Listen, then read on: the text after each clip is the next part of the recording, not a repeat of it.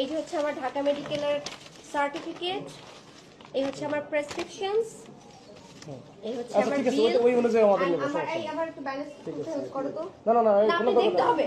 আমি এখানে কালকে থেকে এখানে আছি। আপনি একটু ক্যামেরা জুম করেন কাইন্ডলি। আমার এখানে কি আমি মেকআপ লাগিয়ে আসছি? একটু দেখেন এখানে 6টা না স্টিচ। সেটাই ওটাই আপনি দেখছি। দেখেন প্লিজ, আপনি দেখেন। দেখছেন? দেখেছেন? দেখেছেন আপনারা সবাই? এটা হচ্ছে ওটা ওইভাবে আমরা এরকম যে প্রায় 10 ঘন্টার উপরে তিনি থানায় অবস্থান করছেন। 18 ঘন্টা।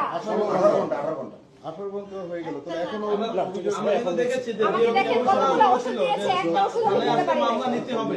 আরেকটা বলেছিল যে থানায় এসে মামলা নিতে হবে।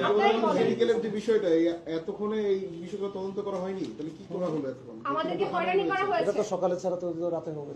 না, এই মেডিকেলের এই সার্টিফিকেটটা কখন নিয়ে আসছে সে?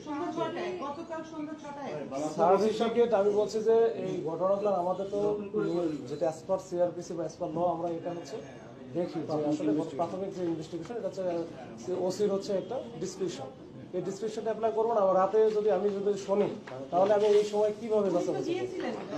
না ওই সময় নাকি যায় না। অভিযোগকারীরা কতটা ইলিগাল আছে দেখেন।